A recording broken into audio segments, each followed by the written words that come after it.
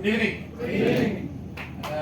പേര് അശോകനാണ്, ഫോട്ടോഗ്രാഫറാണ്. Wild life photography കാട്ടിപ്പുലി ആനയുടെ കടുവയുടെ കടുവത്തിനൊക്കെ പലർത്തുന്ന ചില ആളുടെ കണ്ടറില്ലേ, കണ്ടറിൽ തന്നെ കണ്ടു. പക്ഷെ 10-21 ആ മേഖലകൾ പണിയെടുത്തത്. പക്ഷെ സാമ്പത്തികം ഉണ്ടാക്കാനുള്ള പരിപാടി സാമ്പത്തികം നഷ്ടപ്പെട്ടു. പിന്നെ ആലുവ ശിവരാത്രി മണപ്പുറം കണ്ടല്ലോ, ശിവരാത്രി അവിടെ കുറെ എക്സ്പെരിമെന്റ് കണ്ടിരുന്നു. കുറെ ആള് എന്റെ വെട്ടിയെടുപ്പിച്ച് സെൽഫി കൂടുതൽ പ്രായമുള്ള സ്ത്രീകളാണ്. അഭിമാനം അല്ലെ, അതൊക്കെ മാത്രം ബാക്കിയുള്ള പൈസ ചെലവാകുന്ന ഒരു പരിപാടിയാണ്. അങ്ങനെ ഇരിക്കുന്ന സമയത്താണ് ഈ ആശയം കേൾക്കാൻ മധുമാവേലി എന്ന ലീഡറാണ് എൻ്റെ അടുത്ത് പറയുന്നത്. അപ്പൊ അദ്ദേഹം പറഞ്ഞ് അശോക കൂടെ കേരളീയതൊക്കെ ഒരുമിച്ച് ചെയ്യാം, 2-14 ആഴ്ചയിൽ വരുമാനം, മാസാശം കൂട്ടി ഏകദേശം 10 ലക്ഷം വരുമാനം കിട്ടും. ഞാനാണ് ആ സമയത്ത് 12 സെന്റ് സ്ഥലമൊക്കെ പണം വെച്ചിട്ട് ഓളം കൂടിയിട്ടൊക്കെ തുടങ്ങി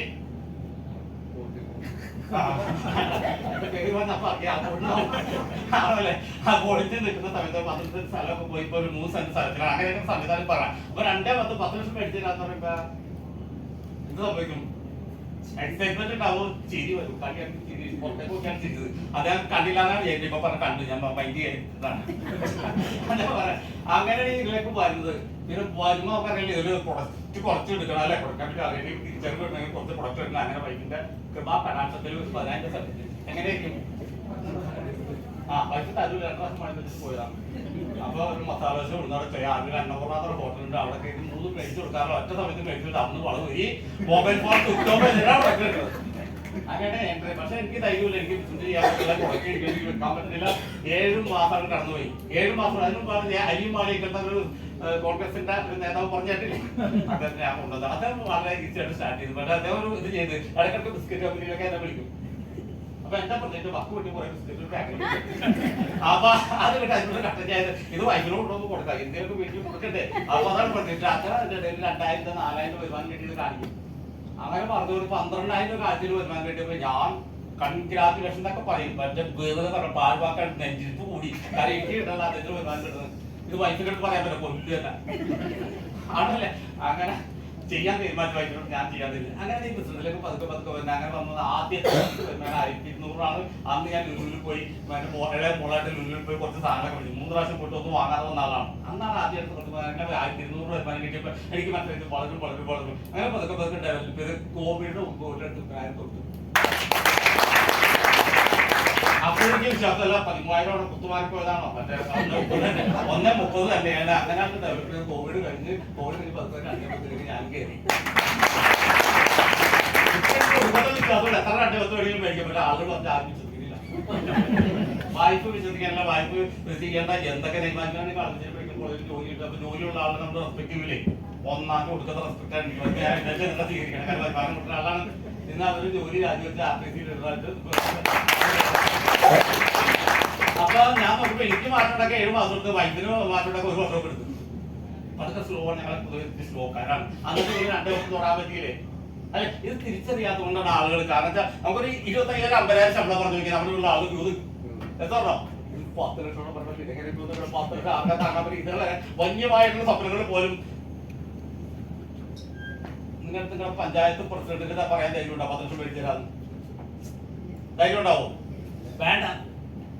ഒരു മന്ത്രിക്ക് പറയാൻ ധൈര്യം ഉണ്ടാവും 10 ലക്ഷം മേടിച്ചാൽ ധൈര്യം ഉണ്ടാവോ? വളരെ നമ്മളെപ്പോലുള്ള ആളുകൾ എല്ലാവർക്കും പറഞ്ഞുകൊണ്ടെടുക്കും 10 ലക്ഷം മേടിച്ചാൽ എന്തോ പിന്നെ എങ്ങനെ വിശ്വസിക്കണേ? ഒരു മന്ത്രി പറഞ്ഞാൽ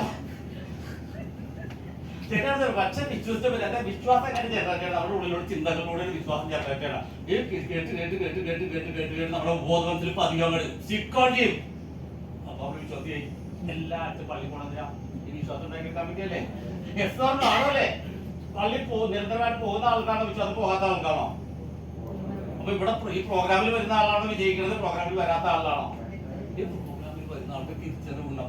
തിരിച്ചറിവ് പറയാം. പണ്ട് ആദ്യമായിട്ട് ബഹിരാകാശത്തേക്ക് ആൾ വിടുന്നത്, ബഹിരാകാശത്തേക്ക് സ്പേസ് പര്യവേഷണമൊക്കെ നടത്തിയത് റഷ്യക്കാരാണ് അല്ലെ. അപ്പൊ അമേരിക്കാർക്ക് പുതിയ അസൂയ മുത്ത് ജോൺ കെന്നഡി പറഞ്ഞ അടുത്ത സെൻട്രൽ പറഞ്ഞ അടുത്ത 10 വർഷത്തിനുള്ളിൽ നമ്മളൊരു വ്യക്തിയെ ചന്ദ്രനിലാണ്. അതിന് പ്രാരംഭ പരിപാടി സ്പേസ് രാജ്യം പോട്ടെ, സ്പേസിലുള്ള പരീക്ഷ നടത്തി എല്ലാ വീഡിയോ ലോകത്തുള്ള എല്ലാ വീഡിയോകളും പിടിച്ചു കൂട്ടിയിട്ട് എന്നൊന്ന് ശ്രദ്ധിക്കാമോ?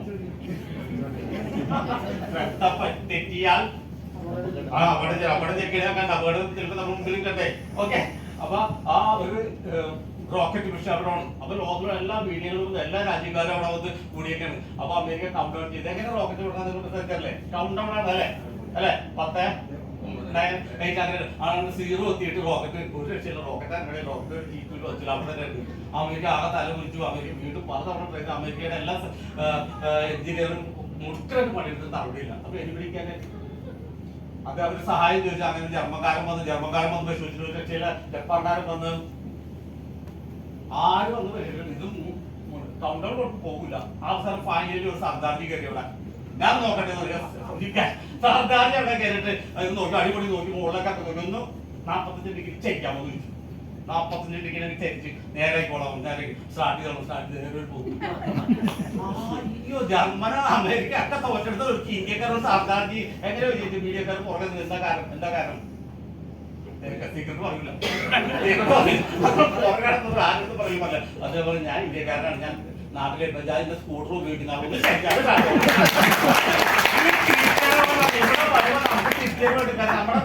നമ്മുടെ മൈൻഡിൽ സെറ്റ് ചെയ്ത നിന്നെ കൊണ്ട് പറ്റൂല ഇവിടെ എഴുതും പറ്റും എന്ന് പറഞ്ഞ് നമ്മുടെ ചിന്ത പറ്റുന്നൊരു ചിന്ത വരും. അപ്പോഴാണ് ഇത് പോസിബിൾ ആണ്. അല്ലാതെ 2 എനിക്ക് ഒട്ടും വിശ്വാസം ഉണ്ടായില്ല. 2 കൊണ്ടുവന്ന് ഞാൻ വൈകിട്ട് ഇടക്കിടക്ക് പറയും ഈ തവണ നോക്കിയിട്ട് അടുത്ത തവണ നോക്കാമെന്ന്. അടുത്ത തവണ പറയാ അടുത്ത ജന്മത്തിൽ നോക്കാമെന്ന്. ഒന്നുമില്ല അവിടെ. പക്ഷെ ഞാനിന്ന് 2 തൊട്ട് സിറ്റിസൺ ലീഡർ ആയിട്ടുണ്ടെങ്കിൽ അതിന്റെ പിന്നില് നിങ്ങളുടെ ഒരു പ്രാർത്ഥനയുണ്ട്. നിങ്ങളുടെ കൈകടിയിട്ട് അതുപോലെ ഞാൻ കഷ്ടകാലത്തിന് എന്റെ വയസ്സിൽ വളവാണ് വെച്ചിട്ട് 10,000 പേര്. അപ്പൊ പുള്ളിക്കാർക്ക് പറഞ്ഞ സക്സസ്ഫുൾ മാൻ ലേഡി അത് ഞാനാണെന്ന് പറഞ്ഞത്. ഞാൻ പഠിച്ചിട്ട് ആ മനുഷ്യൻ അത് പറയാനില്ല. ഇതാണ് അവസ്ഥ. ഫാസ്റ്റായിട്ട് ചെയ്യുക നേട്ടമുണ്ടായി. കാരണം ഇത് നമ്മുടെ കഴിവുകൊണ്ടല്ല. നമ്മുടെ കഴിവുകൊണ്ടാണ് ഞാൻ ഓളോളൊക്കെ തുടങ്ങി അതൊക്കെ സക്സസ് ആക്കി എടുത്തേക്കാം. നമ്മുടെ കൂട്ടായിട്ടുള്ള പ്രവർത്തനം എനർജി ഉണ്ടാവും. അത് പോസിബിൾ അല്ല. ഒട്ടേറെ കാര്യങ്ങൾ പോസിബിൾ ആണ്. അപ്പൊ അങ്ങനെ എല്ലാവർക്കും സാധിക്കേണ്ട